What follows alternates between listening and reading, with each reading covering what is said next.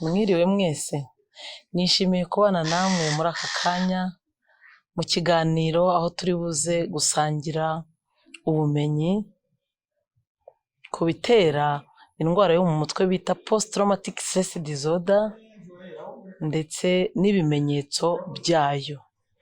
Nitwa Uwitonze Teresa, nkaba ndi clinical psychologist and psychotherapist, nkorera mu kigo bita Mental Health Dignity Foundation gikorera mu karere ka Huye mu murenge wa Ngoma.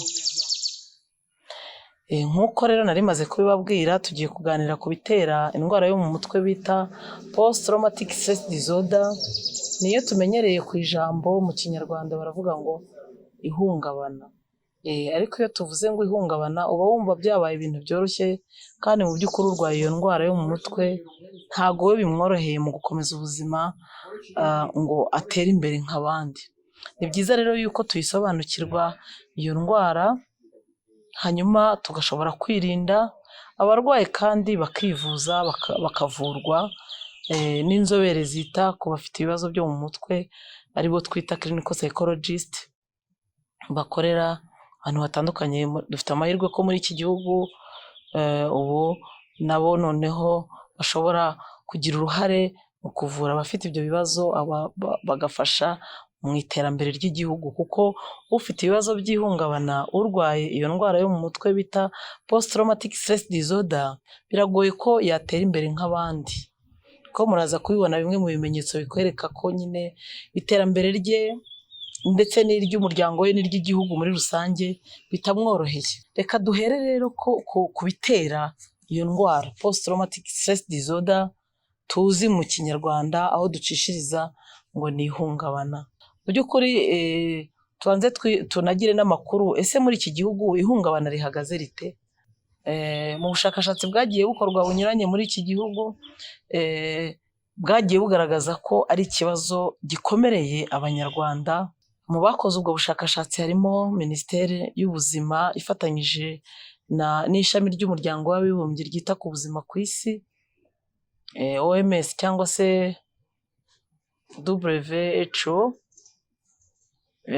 aho mu 2008 bakoze ubushakashatsi babona mu Banyarwanda abantu 28.54% bafite ikibazo cya post traumatic stress disorder, ihungabana. Iyo ubihuje n'imibare y'Abanyarwanda usanga dufite umubare munini cyane bafite ibibazo by'ihungabana, ibibazo bya post traumatic stress disorder bibangamiye ubuzima bwabo bwo mu mutwe. Tugerageje no kubikorera mu mibare, tugahera no ku mibare yo muri ino minsi batangaje, biroroshye cyane kubona abafite ibibazo by'uburwayi bwo mu mutwe post traumatic stress disorder. Niba tuvuga ngo ni abantu 28.54%, nta bantu b'ibice bariho, ubwo turavuga 30%. Nidushyira kuri 10 ni 3/10, kuvuga ngo umuryango urimo abantu 10, 3 muri bo bafite ikibazo cya post traumatic stress disorder. Urumva yuko iyo mibare ntabwo ari mikeya, kubera ko iyo abo 3 batamerewe neza mu muryango, batuma n'urugo n'umuryango wose ugira imbogamizi mu iterambere. Ariko birumvikana bihera kuri nyir'ubwite urwaye, nawe gutera imbere kwe ntibiba byoroshye. Bigaragaza nyine ko no mu Kinyarwanda barabivuga ngo uticaniye ntarahurira n'abandi. Bivuga ngo niba ufite ubwo burwayi bwo mu mutwe post traumatic stress disorder, ntabwo byoroshye yuko nawe ushobora kugira icyo umarira abandi, kuko nawe urarwaye. Umuntu urwaye rero icyo amarirwa cyangwa n'icyo nawe yakwimarira ni ugushaka abamuvura kugira ngo ashobore kumererwa neza mu buzima bwe bwo mu mutwe, agire uruhare mu iterambere rye, anateza imbere n'abandi. Yego, urebye iyo mibare ubushakashatsi bwarakomeje burakorwa, ariko iyo ngiyo jyewe ni nayo yabaye intandaro y'uko ntangiza nshinga ikigo Mental Health Dignity Foundation, kuko nari maze kumva ko umubare w'abafite ibibazo bya post traumatic stress disorder ihungabana mu gihugu ari benshi, kandi mu bagomba kubavura abafite izo nshingano zo kubavura ni abize ibirebana no kwita ku buzima bwo mu mutwe, nanjye nkaba ari byo nize.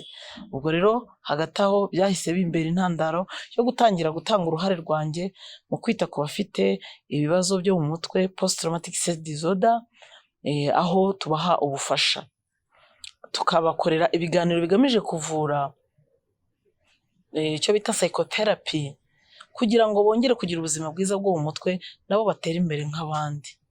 Ariko noneho mbere y'uko tubavura ni no kwibaza se ubundi abo bantu mubavura kubera ibihe bibazo, kubera icyo ubundi bafite post traumatic stress disorder? Icyo ni ikibazo buri wese yakwibaza, kandi noneho akeneye no kugisubizwa kugira ngo abone amakuru amufasha nawe kugira aho ahera, kugira ngo arinde ubuzima bwe nk'umunyarwanda cyangwa se umuntu, kuko nanone post traumatic stress disorder ntabwo ifata abanyarwanda gusa, ni indwara izwi ku isi yose, kuko iri no mu bitabo aho tubona amakuru ahagije ku birebana n'indwara zo mu mutwe zibaho ku isi. Tuyisanga mu gitabo bita DSM, ni igitabo cyandikwa n'abanyamerika, ubu bageze ku gitabo cya 5. Ego, ubwo rero ni ukuvuga ngo abahanga barabibonye ko iyo ni indwara yo mu mutwe kandi ikeneye kwitabwaho, kuko abayirwaye nta nubwo igarukira kuri bo bonyine, baranayihererekanya, bayihereza n'abandi. Bashobora kuyihereza abo babyaye, bashobora kuyihereza abo bari kumwe, bakaba banayihereza n'abandi bahuye nabo bakorana mu kazi, icyo twita transgenerational trauma. Ntabwo rero umuntu ufite ibibazo by'ihungabana post traumatic stress disorder ntabwo aba yabyiteye, biba bifite aho byaturutse. Ni ibiki bitera iyo ndwara yo mu mutwe bita post traumatic stress disorder? Tugiye kugerageza gusangira zimwe mu ngero, kuko byose sinabirangiza, ngiye kugerageza kugira ibyo mbasangiza bitera iyo post traumatic stress disorder, bitera iryo hungabana, kugira ngo ubyumva uzakurikira ibiganiro byacu yirinde kandi arinde n'abandi kurwara iriya ndwara yo mu mutwe post traumatic stress disorder. Ibyo ni ibihe rero? Ni ibiki bitera ubwo burwayi? Muri byo nabaho urugero, mwitegereze no muri community yacu. Ibyo ngiye kubabwira byinshi nibyo mbona muri community yacu, mu muryango wacu nyarwanda, nibyo numvise kubo mvura bangana muri Mental Health Dignity Foundation, kugira ngo mbahe ibiganiro bigamije kuvura. Muri ibyo bitera rero post traumatic stress disorder harimo gufatwa ku ngufu. Turabibona ko muri iki gihugu bireze, ari naho turimo tubona umubare munini w'abana bato bari munsi y'imyaka 18 bakagombye kuba barindwa, barimo bakurizamo, bafatwa ku ngufu, banarangiza bagakurizamo gutwara inda zitateganijwe, noneho ibibazo bikikuba kenshi. Hanyuma ikindi gitera post traumatic stress disorder harimo kubona undi ari gufatwa ku ngufu. Hanyuma harimo intambara, harimo gukubitwa, harimo no gusagarirwa ku mubiri. Gukubitwa, ushobora gukubitwa wowe, ushobora no kubona undi bamukubita bamusagarira ku mubiri, nk'umuntu batemye cyangwa se umuntu batwitse, ibyo ukaba ubireba. Si wowe bikoreweho, ariko ukabireba.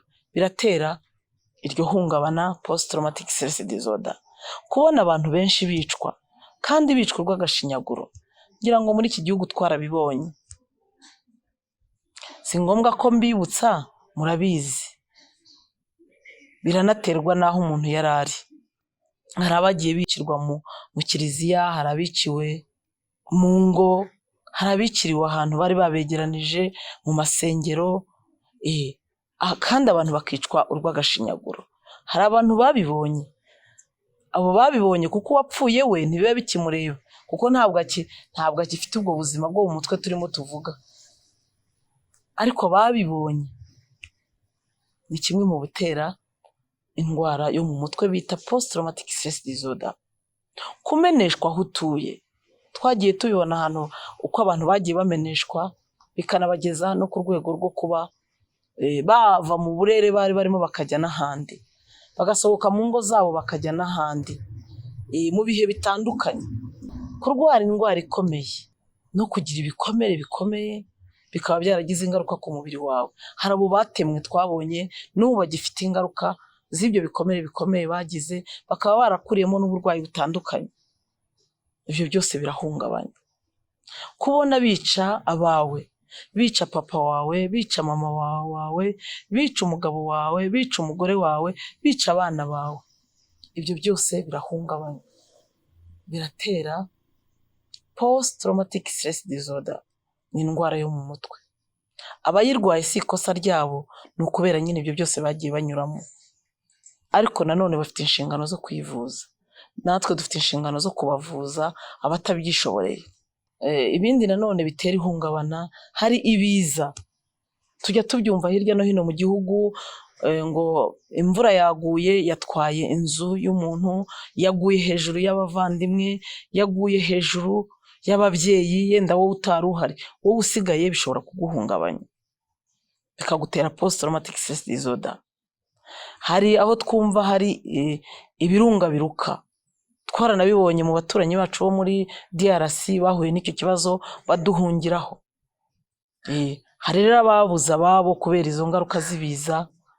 Hari abo byabayeho, ni ukuvuga ngo ibiza biri mu bintu bishobora gutera uburwayi bwo mu mutwe, post traumatic stress disorder. Hari kubona abantu bitwaje intwaro, umuhoro, amacumu, ibyuma, imbunda. Kubona abo bantu byonyine kubabona ni ikintu gihungabanya, gishobora gutera post traumatic stress disorder. Noneho kuba bakugeraho bakanakumenesha, ukababona biremye igitero bakakumenesha iwawe, ni ibintu bitera indwara yo mu mutwe bita post traumatic stress disorder. Ni mukebuke rero murebe aho mutuye, murebe mwisuzume, wisuzume ku giti cyawe, usuzume nabo muturanye, urebe ibyo bintu ndi kuvuga niba koko warabibonye. Niba rero warabibonye, birashobora kukugiraho izo ngaruka ukayirwara. Post traumatic stress disorder ukeneye kuvurwa. Hari abandi barwazwa rero ikindi gitera uburwayi bwo mu mutwe, iyo post traumatic stress disorder, harimo gufatwa bugwate. Gufatwa bugwate tujya tubyumva no mu bindi bihugu bya Afurika, tujya tubyumva no mu bihugu bitari muri Afurika, Burayi, muri Amerika, abantu bagafatwa bugwate. Ugasanga ngo bafasha abana b'abakobwa babafungiranya ahantu runaka. Gufatwa bugwate nacyo ni kimwe mu bintu bitera ihungabana, uburwayi bwo mu mutwe, post traumatic stress disorder. Gukomeretswa bikomeye turabibona, ingero zitandukanye nagiye mpura nazo. Umuntu akakubwira, nigeze kwakira umwana ufite imyaka 18, ambwira ukuntu aho yari acumbitse ari umukozi wo mu rugo, aho yabaga ari umukozi wo mu rugo, babateye, ibisambo byarabateye, hanyuma batera icyuma nyirabuja uwamukoreshaga abireba aho nawe yari yihishe. Igihe rero cyarageraga nawe akagaragaza ibimenyetso bya post traumatic stress disorder, iryo hungabana. Ni ukuvuga ngo kubona ukomeretswa bikomeye bitera umuntu guhungabana, akagira indwara yo mu mutwe bita post traumatic stress disorder. Mu bindi bitera indwara y'ihungabana, post traumatic stress disorder, harimo gutekereza ko ugiye gupfa. Twarabibonye mu minsi itari kure rwose, muri iki gihe cya COVID-19, aho abantu babapimaga COVID-19, umuntu bamumenyesha ko afite COVID, ko mu bakiriya banyenda bafite bagiye bagira icyo kibazo cya COVID-19, babamenyesha ko barwaye COVID-19, bakumva ko bagiye gupfa. Gutekereza ko ugiye gupfa bishobora gutuma ugira ihungabana, ukagira post traumatic stress disorder. Zimwe mu ngaruka z'indwara zikomeye harimo COVID-19, kanseri, za hypertension, za diabete. Nuko umuntu ashobora gutekereza ko agiye gupfa, bikaba byamutera ihungabana, akagira post traumatic stress disorder. Abo bantu nabo rero bafite indwara zikomeye, nabo bakeneye kwitabwaho kugira ngo bagire ubuzima bwiza bwo mu mutwe.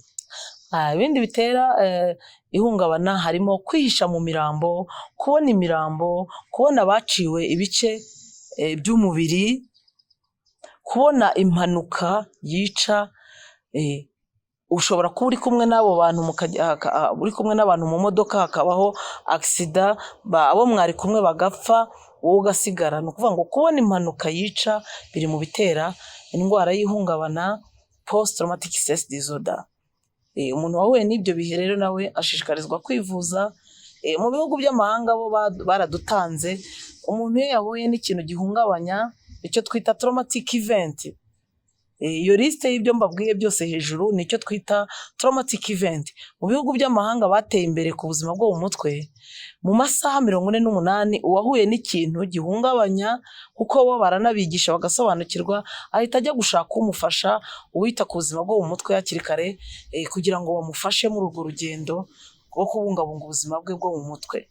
Ibindi bitera iyo ndwara yo mu mutwe post traumatic stress disorder ni kuba mu ntambara, kuba muri jenoside.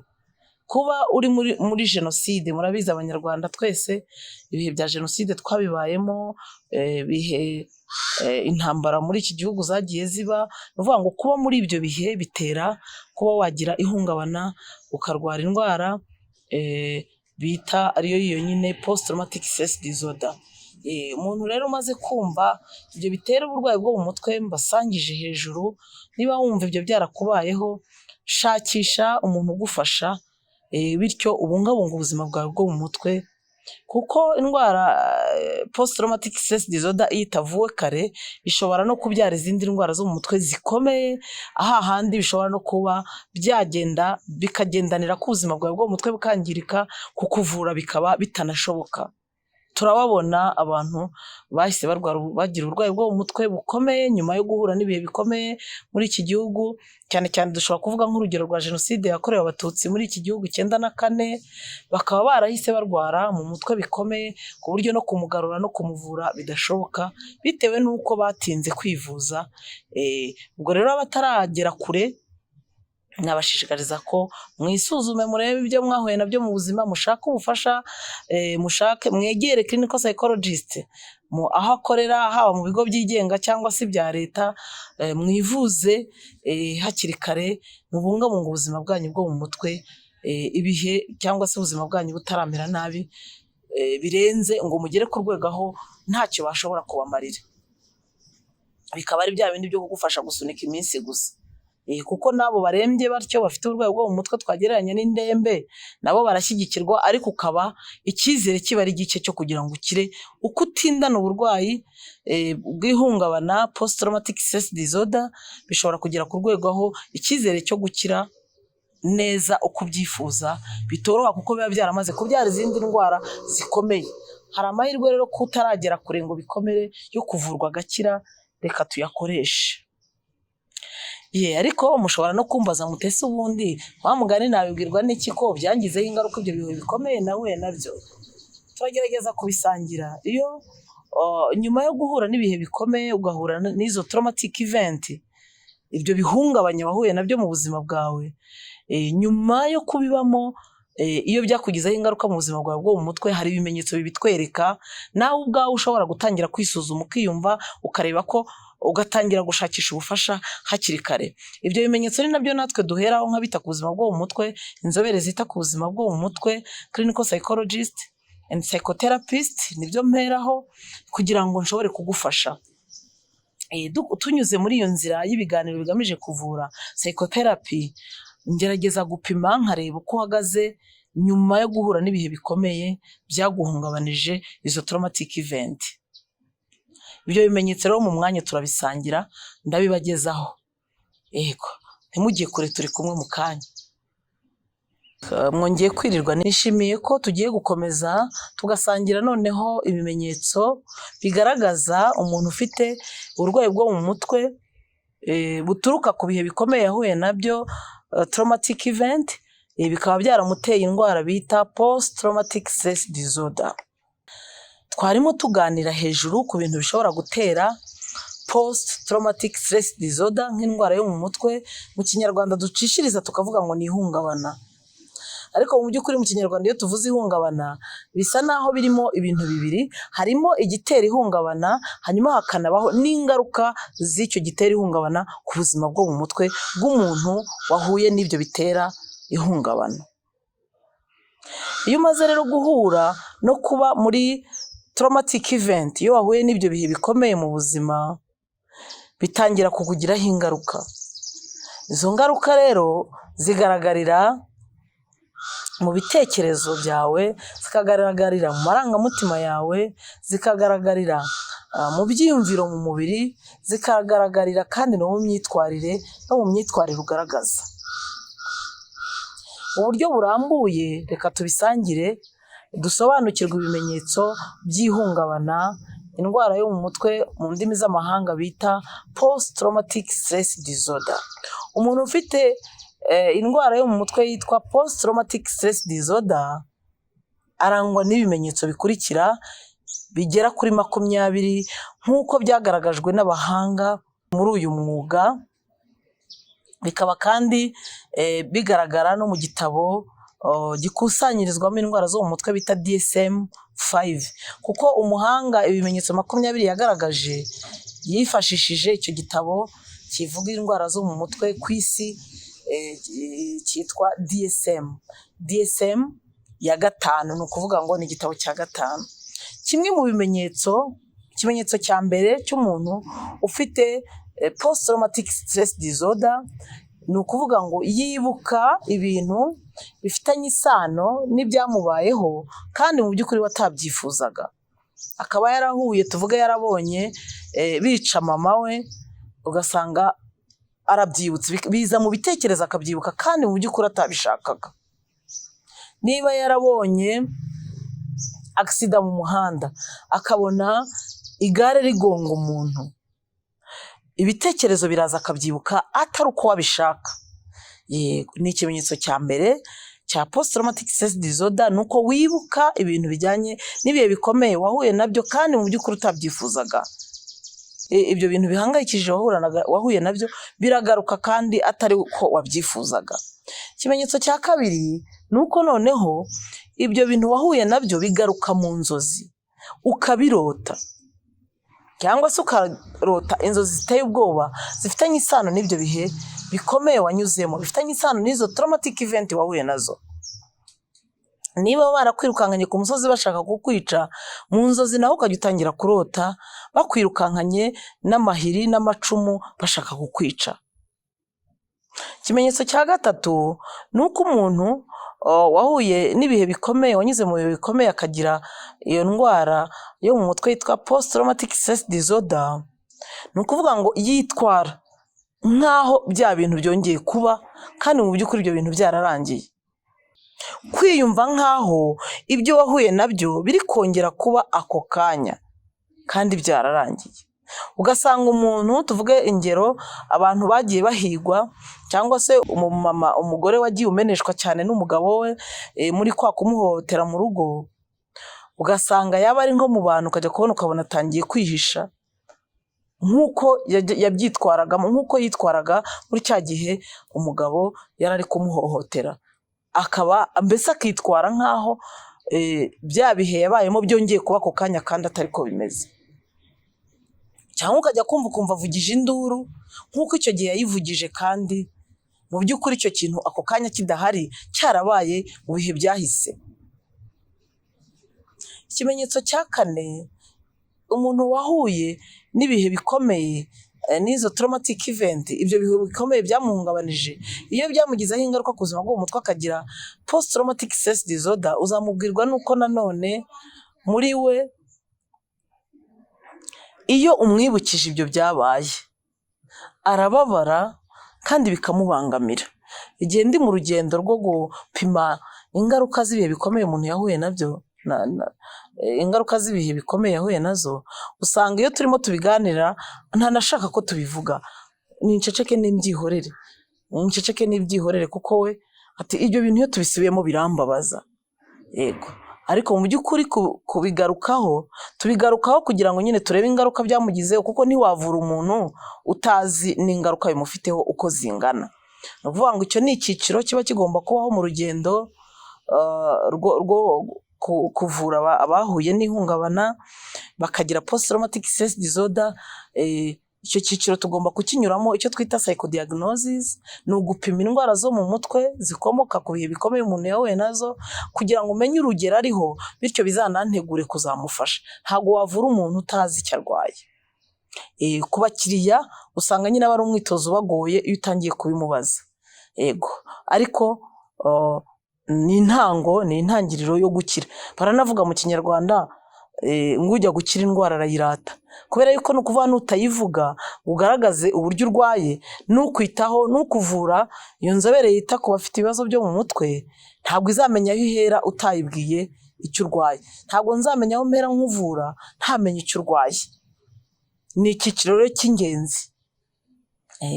Ikimenyetso cya gatanu cy'umuntu ufite post traumatic stress disorder ni uko nanone iyo yibutse ibyamubayeho bikomeye, ibihe bikomeye yahuye nabyo twabibonye hejuru, wa muntu wabonye mama bamwica, wa undi wabonye papa we bamwica, uwabonye umwana we bamwica, uwabonye umugabo bamwica, uwatwitswe n'umugabo yashatse, umwana wabonye se yica nyina, umwana wabonye wameneshejwe mu rugo rwe na papa we na mama we. Ni ukuvuga ngo ibyo ni bya bihe bikomeye yahuye nabyo, bimugiraho ingaruka. Rero igihe cyose abyibutse, ikimenyetso cya gatanu, iyo yibutse ibyo byose byamuhungabanije, bituma agira impinduka ku mubiri. Tuvuge nk'urugero, akaba yarwara umutwe, undi akagira isereri, hari n'abo usanga bagira isepfu, hari undi ukubwira ati ndumva umutwe wanjye nsa naho hatari gukora, umutwe ndumva hadakora. Undi akakubwira ati ndumva umutima uri kunsimbuka. Undi akakubwira ati ndumva mfite ubwoba umubiri wose. Undi akakubwira, ubwo ndimo ndatanga ingero zijyanye n'abo mfatanya nabo mu kazi kanjye ka buri munsi.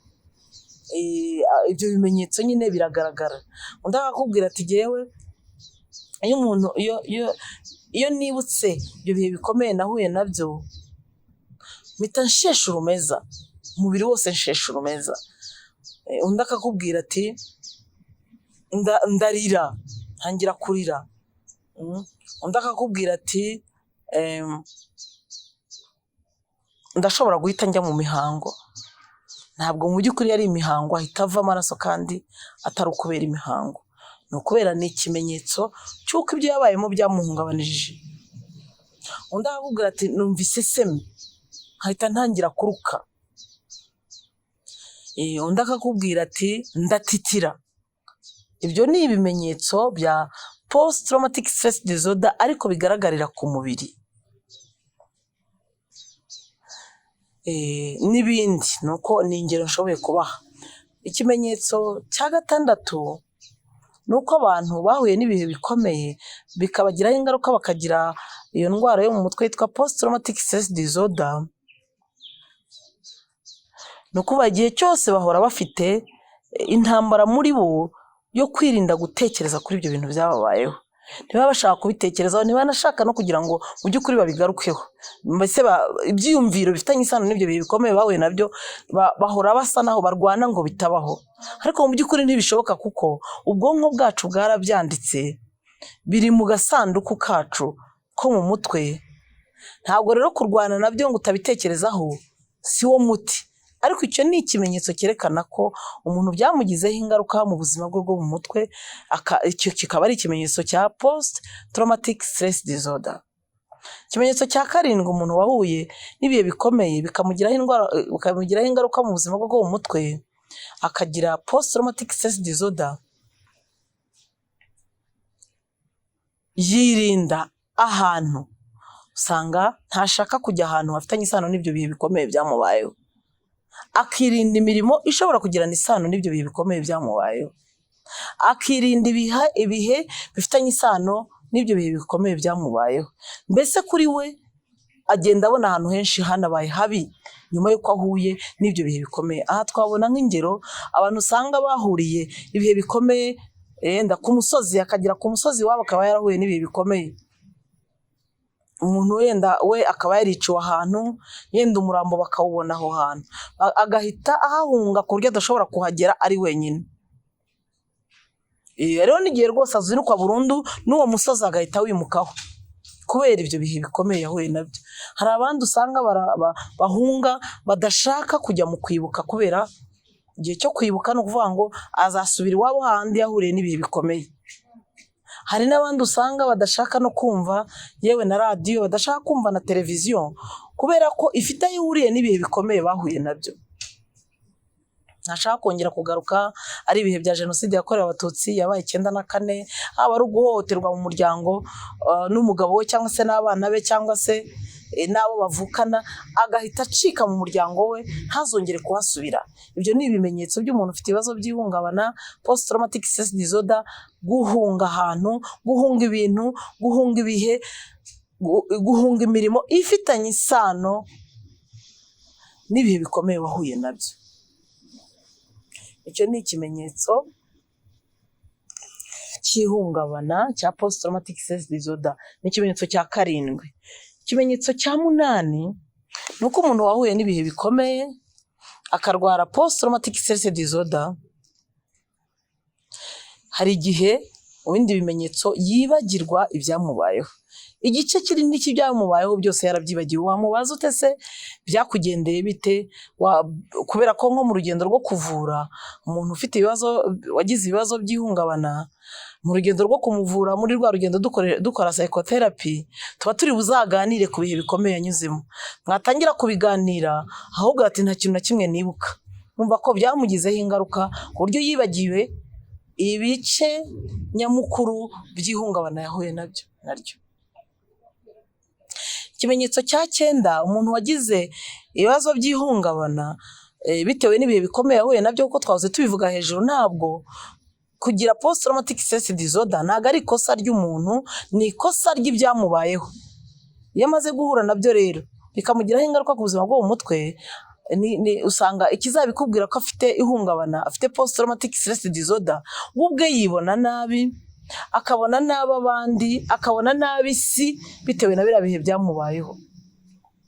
Uzabyumva mu magambo umuntu akakubwira ati abantu babaye babi, nta muntu muzima ukiriho. Umuntu mwiza se wamukura he muri iki gihugu? Undi atese ategewe ndo umunyantege nke.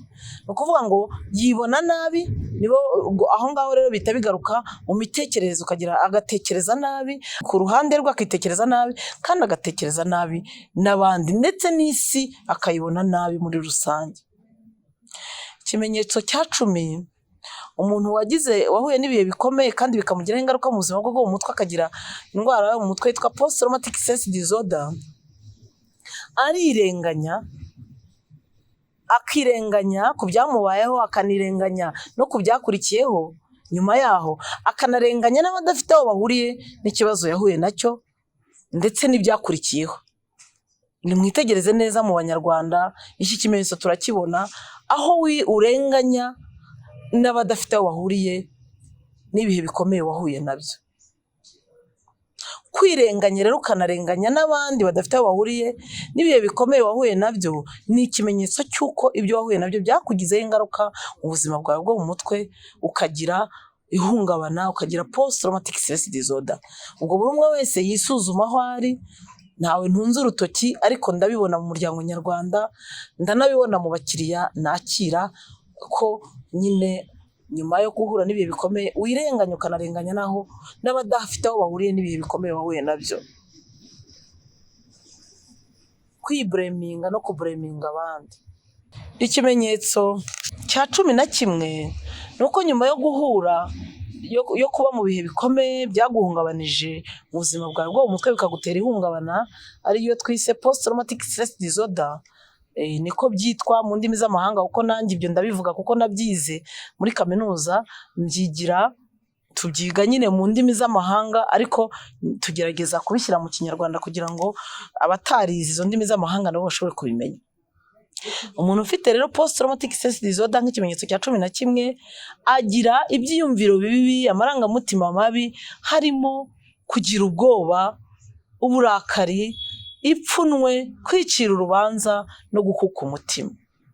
Ibyo bimenyetso ndabibona mu bakiriya nakira bahora n'ubwoba, ari nabo babandi dufitemo n'ingero z'abahora ugasanga igihe cyose arafite ubwoba ko hari ikibi kigiye kuba, ko bagiye kongera kubica, bitewe n'urugero bitewe n'iyi ntambara iri kuba muri DRC, mu bakiriya banjye hari abari kugaragaza ibimenyetso by'uko bafite ubwoba ko bashobora kongera kwicwa, bashobora kongera kugirirwa nabi n'abari bagiriye nabi bari muri Kongo, bahungiye muri Kongo, ko bashobora kongera kugaruka bakaza kubica. Urumva umuntu ufite ibibazo by'ihungabana bitewe n'ibyamubayeho rero agira ubwoba. Ikimenyetso gikurikiyeho cya 12, abantu bagize ibibazo by'ihungabana bitewe n'ibyababayeho bakagira iriya ndwara post traumatic stress disorder, ni ukuvuga ngo umwete bari basanganywe wo gukora uracika, uratakara. Ni ukuvuga ngo kutagira ubushake mu bikorwa wari usanzwe ukora ni ikimenyetso cy'umuntu ufite post traumatic stress disorder. Murabibona no muri community yacu nyarwanda, kubera ibibazo bitandukanye, ibintu bitandukanye. Hejuru twavuze ibitera ihungabana, ibitera post traumatic stress disorder. Ibyo byose iyo uhuye nabyo bishobora kugira ingaruka mu mikorere yawe. Uzasanga ndafite mu bakiriya usanga bagomeza bakiryamira, ntibashaka kujya ku kazi, yabona akazi akagasezerera, ndabafite abagiye bagasezera kakavamo, kubera yuko ibyo yahuye nabyo byamuhungabanije, bigatuma kugira ubushake mu bikorwa yari asanzwe akora bigahagarara, ntiyongere gushaka gukora, kandi mu by'ukuri afite agikeneye kurya, afite n'umuryango wamukeshaga ubuzima yatungaga, ariko ugasanga akazi arakaretse arakihoreye. Icyo ni ikimenyetso. Kudashaka gukora, kutajya gukora ni kimwe mu bimenyetso byerekana ko umuntu afite ihungabana post traumatic stress disorder. Mu bakiriya banjye harimo abo bagiye babinsangiza ukuntu mbere bagiye bahabwa amatungo, bagahabwa inka, bagahabwa n'amatungo yandi magufi kugira ngo babafashe bivane mu bukene, ariko kubera ko bafite ibibazo by'ihungabana ugasanga ayo matungo babahaye ntibayitayeho, kugeza ubwo n'amatungo apfa. Ugasanga bakambwira bati jewe nabaga mfite umutwe udakira bitewe n'ibyo nahuye nabyo, mpora ntekereza umwanya wo kuvuga ngo ndajya kwahirira iyo nka, umwanya wo kujya kwishakira amazi ntabwo ngufite, agahitamo guhora yiryamiye, bikaza kurangira nyine iryo tungo utagaburiye, birumvikana gikurikiraho no gupfa.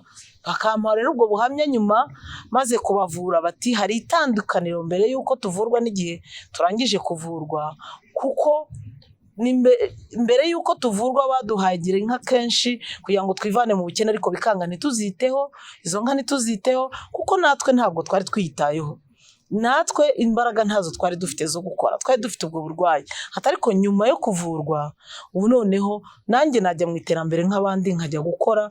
Noneho inka babahaye ati inka nanjye bampaye ubu noneho nyitaho, nkayigaburira, nkayishakira ubwatsi, nawe nagiye mu yindi mirimo nkashaka umushumba, hanyuma nkanayishakira amazi nkayitaho.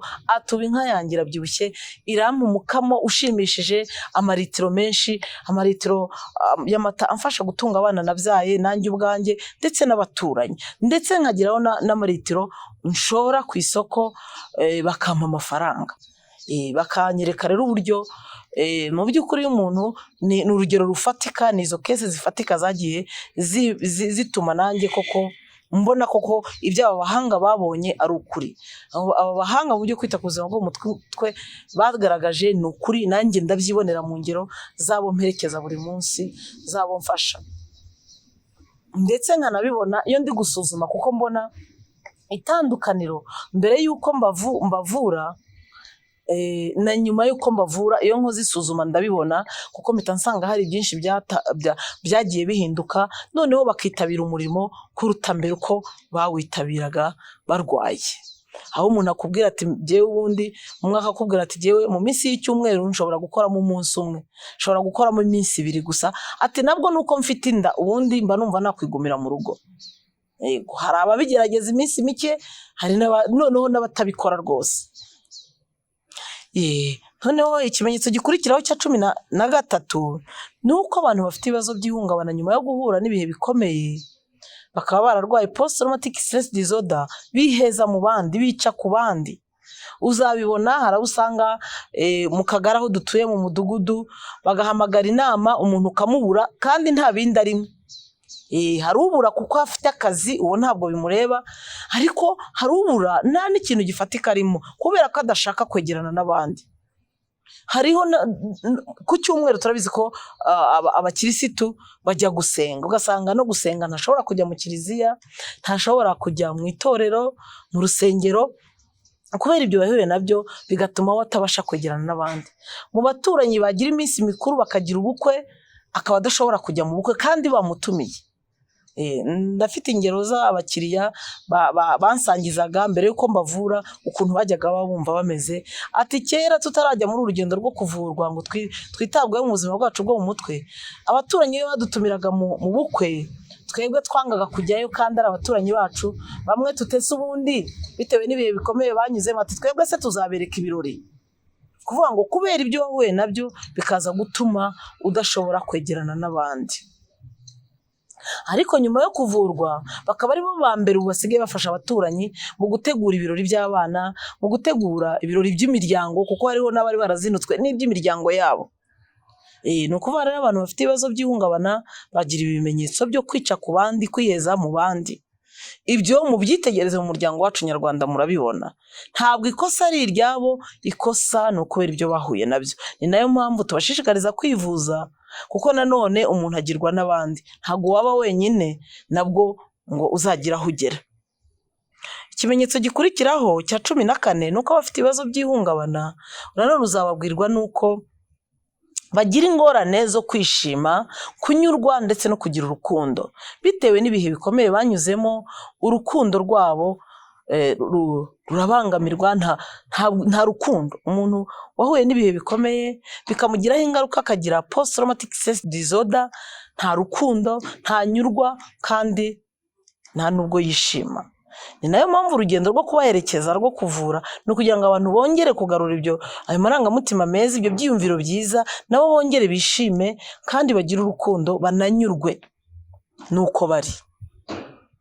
Ikindi kimenyetso cy'abantu bafite ihungabana nyuma yo guhura n'ibihe bikomeye bikaba byarabagizeho ingaruka bakagira post traumatic stress disorder, uzababwirwa nuko bagira uburakari kandi bagashotorana. Murebe aho dutuye nabyo biroroshye kubibona.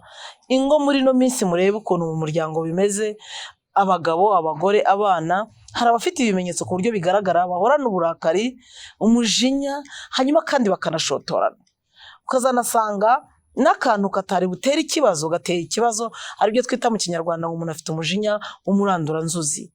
Nimusure imiryango yanyu, isure nawe ubwawe urebe uko uhagaze kuri iki kimenyetso cya post traumatic stress disorder, nk'uburwayi bwo mu mutwe buturuka ku bihe bikomeye wahuye nabyo. Abantu bafite uburwayi bwo mu mutwe rero bwa post traumatic stress disorder buturuka ku bihe bikomeye bahuye nabyo, kuko si ikosa ryabo, barangwa no guhora bafite uburakari, baba bafite ubwo burakari, umujinya, kandi bagashotora abandi. Ikindi kimenyetso cya 16, kuko nababwiye ko ari ibimenyetso 20, cya 16, abantu bahuye n'ibihe bikomeye bikabagiraho ingaruka mu buzima bwabo bwo mu mutwe, bakarwara post traumatic stress disorder, ihungabana. Iyo ducishije mu kinyarwanda usanga barangwa no gukora ibikorwa byo kwihara bishobora kubangiza kandi bikangiza n'abandi.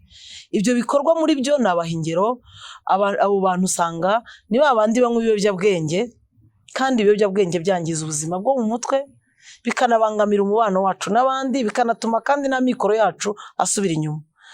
Umuntu ufite ibibazo by'ihungabana rero, iyo post traumatic stress disorder, ni ukuvuga we arangwa n'ibikorwa byo kwihara bimugirira nabi kandi bikagirira nabi abandi, akakoresha ibiyobyabwenge. Nimubirebe mu miryango yacu, nimurebe urubyiruko muri no minsi, murebe abagabo, murebe abagore n'abana bato. Ngira ngo muri no minsi imaze iminsi binagaragara yuko byageze naho n'inzego z'ubuyobozi zirimo zibona nk'ikibazo gikomeye, kandi koko ni ikibazo gikomeye. No mu bakiriya banjye nakira nabo ndafite umubare munini w'abakoresha ibiyobyabwenge.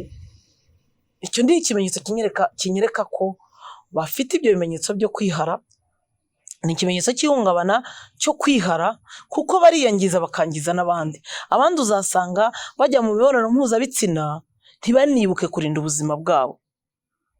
Turanabibona mu ngaruka turimo tubona muri no minsi z'abana bari guterwa inda zitifuzwa, ugasanga batewe inda n'abantu bakuru bahagombye kuba babarinda, bashebuja mu ngo bagombye kuba barinda abakozi bakoresha abatoya, kandi ugasanga bafite abagore babo, abo mu miryango ugasanga utewe inda na muramu wawe, umugabo wa mukuru wawe, igihe wagiye mu rugo, wagiye tuvuge turabizi mu muco wa Kinyarwanda turangwa no gufatanya, ukagana mu muryango umukuru wawe yashatsemo kugira ngo wenda wige ishuri hafi, ariko wagerayo umugabo we akagufata ku ngufu. Ni kuvuga ngo ufata ku ngufu kuba adatekereza kwirinda no kurinda abandi, agakora imibonano mpuzabitsina atirinze kandi atarinze abandi, ni ikimenyetso kitwereka ko arafite ibikorwa byo kwihara bimwangiza kandi bikangiza n'abandi. Muzarebe igikurikiraho yamaze gutera yandi itifuzwa, hariho n'igihe bikururana bakagera naho n'umwana bamwica, cyangwa se uwayitwaye iyo nda itifuzwa nawe akaba yashaka gukuramo inda, cyangwa se yakwica umwana yanavutse, cyangwa se nawe agashaka kwica ngo bajyane. Izo ngero nazo ndazifite mu bakiriya. Ibyo ni ibimenyetso by'uburwayi bwo mu mutwe, post traumatic stress disorder.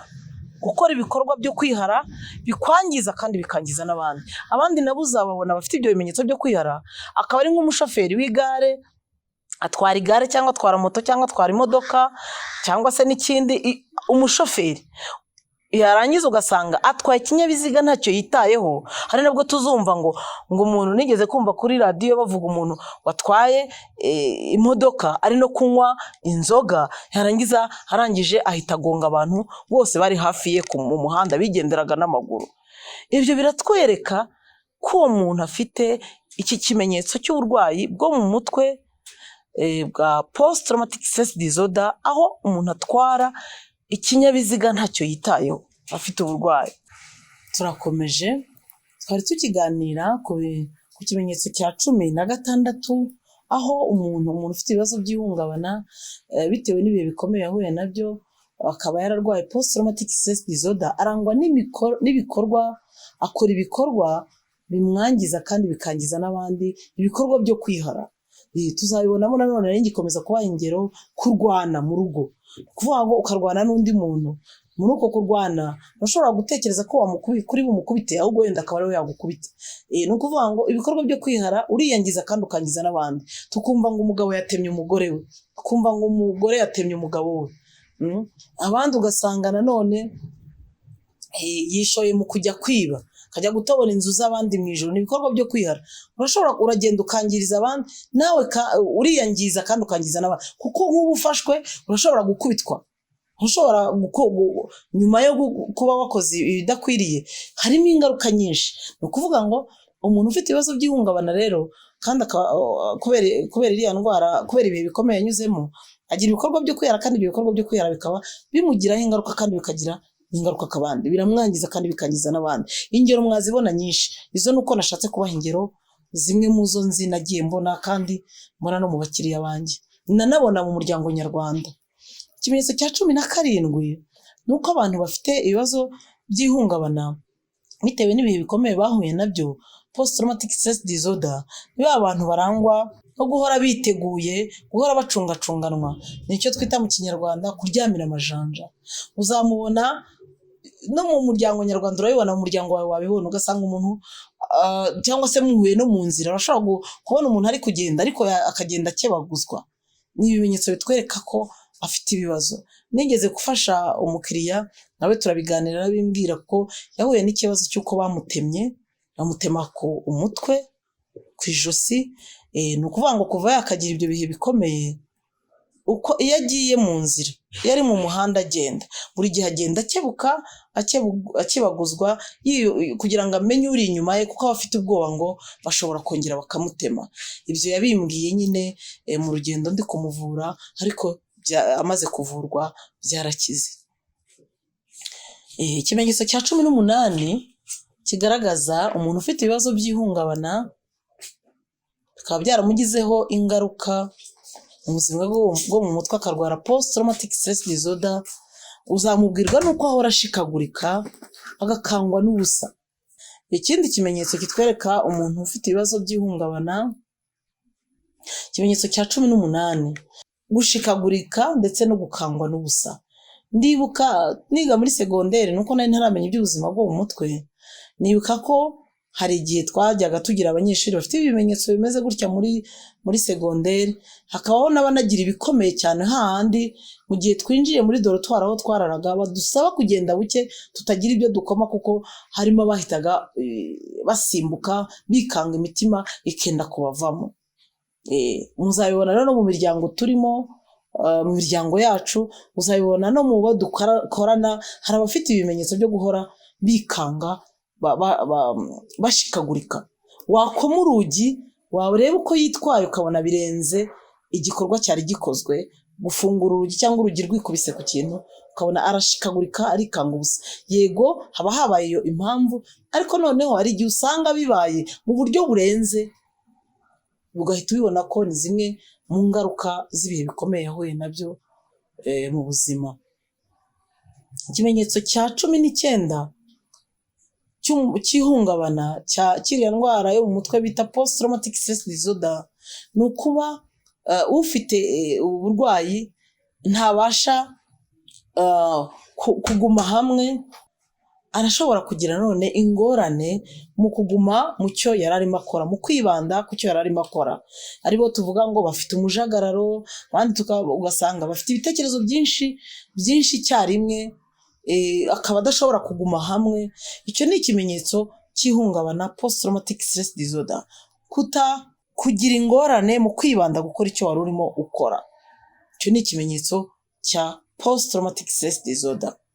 Usanga rero ufite iki kimenyetso ntagira ibitereko, haba mu bitekerezo haba ndetse no mu mikorere. Uramubona rero bitewe n'imyitwarire afite mu rugo, niba ari uwo mubana, niba ari uwo mukorana, urabibona no mu kazi. Ni wa muntu utaguma hamwe, ni wa muntu ubona nyine bimugoye kuba mu kintu ngo agikora gisoze, agitangira gisoze, avuye muri iki agahita ajya muri iki, mu byo ari gutekereza akava muri ibi akaba agiye muri ibi, vuga ngo arafite ibintu bizigana byinshi mu mutwe. Ikimenyetso cya nyuma rero cy'umuntu ufite ibibazo by'ihungabana post traumatic stress disorder akomora kuri traumatic event yahuye nazo, nuko atabasha gusinzira, cyangwa se ugasanga umuntu arasinzira igihe kinini cyane. Mu kinyarwanda baravuga ngo gusinzira by'umugondorajosi. Yego, abantu bahuye n'ibibazo rero bikomeye, uzasanga hari ababonye ababaye mu bihe bya jenoside yakorewe abatutsi, njya mbibona izo ngero ndazifite. Ugasanga kuva icyo gihe jenoside yakorewe abatutsi 94 iba, gusinzira ntibirashoboka ko basinzira. Yaba akoze ikidasanzwe agasinzira isaha 2, kandi isaha 2 ni nke cyane. Ubwonko bwacu bugenewe mu gihe cyo kuryama, iyo tugeze mu ijoro ubwonko bwacu bugenewe gusinzira kugira ngo buruhuke byibura amasaha 8. Hari ugasanga umuntu asinzira isaha 1, undi akakubwira ati ni 2. Ibyo ni ibimenyetso nyine afite izo ngorane zo kudasinzira. Uwo muntu utasinziriye rero biragoye niba ari mu rugo mubana kugira ngo azashobore gukora, kuko akenshi benshi muri bo abo tuganira arambwira ati kubera igihe kinini cyane maze ntasinzira, haba kubera ingaruka za jenoside yakorewe abatutsi 94 cyangwa amakimbirane no guhohoterana mu muryango, nabwo izo ngero zirahari z'abatabasha gusinzira kubera ukubana nawe mu rugo. Arakubwira ati jewe rero ati gusinzira kwanjye ni ku manywa, ati iyo ndimo mpinga nibwo ngenda mpondobera, ati ngiye mba nkubita umutwe, ati nawe ngeze mu kazi, niba ari afite akazi ka leta cyangwa se akorera bigenga, ati aho ndi hose mba nkubita umutwe, ati jewe amasaha yo ku manywa nibwo mba ngeze umwanya wo gusinzira. Ibyo rero ni ibimenyetso byerekana ko umuntu byamugizeho ingaruka mu buzima bwe bwo mu mutwe. Abandi nabo akakubwira ati jewe ndasinzira, ati iyo batankanguye ntabwo jewe nikangura, ati ndasinzira, ati nkazageza nka saa 3 z'amanywa, atari yenda ari uko atari kuri konje yabonye umwanya tugasanga ati jewe niko mbaho, ndasinzira birenze igipimo. Ni ukuvuga ngo rero uwo muntu wakagombye kuba amasaha y'akazi yagombye kuba ari mu kazi, we nibwo atangira gusinzira. Bivuga ngo rero iki ni ikimenyetso gikomeye, ni n'ikimenyetso mpuruza rwose ku bafite ibibazo by'ihungabana post traumatic stress disorder. Usanga kudasinzira birakubangamira wowe, bikanabangamira n'abandi mu rugendo rw'iterambere, kuko ntabwo utasinziriye ubwonko bwawe butaruhutse, nta nubwo no gutekereza neza bikunda, nta nubwo ibyo bikorwa ubasha kubikora. Urabizi ko ibikorwa byose dukora tubikora kuko byatangiriye mu mutwe, watangiye kubitekereza hanyuma ukabishyira mu bikorwa. urumva rero ya moteri yacu igenga ubuzima bwacu bwo mu mutwe irarwara. Iyo irwaye ni ukuvuga ngo n'iterambere ntabwo ryoroshye. Ni naho cyane usanga ubuzima bwo mu mutwe buhurira n'iterambere. Nuko ibyo bimenyetso by'uburwayi bwo mu mutwe, ibimenyetso bya post traumatic stress disorder, ubifite biragoye ko ashobora kwikorera no gukorera abandi ngo iterambere rishoboke yihereyeho, ndetse n'abashinzwe abateza imbere biragoye. Ni nayo mpamvu tubashishikariza kwivuza igihe muri ibi bimenyetso 20 nababwiye wumva ubifite. Ntabwo bivuga ko ari ngombwa kubigira byose.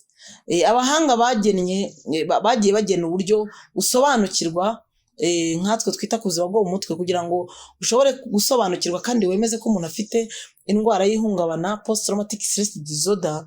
Mu bimenyetso 20 byibura hakenewemo 6. Hari n'uwo usanga afite byinshi. Ngiye mubona akira bafite byinshi cyane, ugasanga ni 17, ni 18, ni 13, ni 15. Nawe mu bimenyetso byose navuze ushobora kwisuzuma ukabyumva ibyo ufite, ugashaka ubufasha hakiri kare, ukegera inzobere yita ku bafite ibibazo byo mu mutwe, clinical psychologist, ikwegereye cyangwa se haba mu bikorera cyangwa se muri leta, mu bakorera ibigo bya leta, kugira ngo ubuzima bwawe bwo mu mutwe bubungabungwe hakiri kare, noneho nawe ukomeze urugendo rw'iterambere ufatanye n'abandi. Kuko ubana n'ibi bimenyetso batubwira ko ubifata nk'uburwayi bw'ihungabana na post traumatic stress disorder iyo ubanye nabyo mu gihe kirenze ukwezi. Ikindi cya kabiri, bikaba birimo bikubangamira muri iyo mikorere, bikakubangamira mu kwishimira ubuzima no gukora kwawe bwa buri munsi, bikakubangamira mu mubano wawe n'abandi, bikakubangamira mu kazi ukora ka buri munsi, bikakubangamira ku ishuri niba uri umunyeshuri. Igenzure rero niba ubona ibimenyetso bikubangamira ku ishuri, mu myigire yawe, bikakubangamira mu kubana n'abandi, bikakubangamira mu kazi ukora ka buri munsi, bikakubangamira mu kwishimira ubuzima bwawe, mu kwishimira ubuzima, ibyo bihita byerekana, biba bihamya neza ko ufite ibibazo by'ihungabana post traumatic stress disorder. Umaze kwisuzuma rero ugasanga ibimenyetso urabifite, gana abagufasha, clinical psychologist barahari batandukanye. Nanjye nibyo nkora nyine muri Mental Health Dignity Foundation, akaba ari nayo mpamvu nahisemo ko nasangiza abantu benshi ibi biganiro kugira ngo bashobore kwifasha, dukumire indwara zo mu mutwe, cyane cyane ihungabana post traumatic stress disorder, tubanira neza bagenzi bacu nabo kandi batubanire neza. Kuko buri akenshi muri iki gihugu cyo twabonye no mu kinyarwanda barabivuga ngo umuntu ngo abenshi bicwa no kutabimenya. Niba wari uzi ubaye usobanukiwe yuko iyo ugize nabi nawe wigirira nabi kuko bikugirira ingaruka, niba wishe undi nawe ko bizakugiraho ingaruka, kandi ko n'uwo wagiriye nabi nawe bizamugiraho ingaruka, uzi ko twese ikibi tugiriranye kitugiraho ingaruka nk'abagikoze, kikagirira n'ingaruka kubo tugikoreye. Tubaye tubisobanukiwe neza, duharanira kugira umubano urimo ubuzima, ukabanira mugenzi wawe nawe akakubanira neza, nkabanira mugenzi wanjye nawe akambanira neza, bityo twese tugafatanya mu kubungabunga ubuzima bwacu bwo mu mutwe, bityo tukabasha kujya mu rugendo rw'iterambere. Wowe rero wiyumvamo ibimenyetso by'uburwayi, ivuze. Wowe utararwara rero, kumira, hera uno munsi ukumire, wite ku buzima bwawe bwo mu mutwe. Bifurije kugira ubuzima bwiza bwo mu mutwe. Murakoze.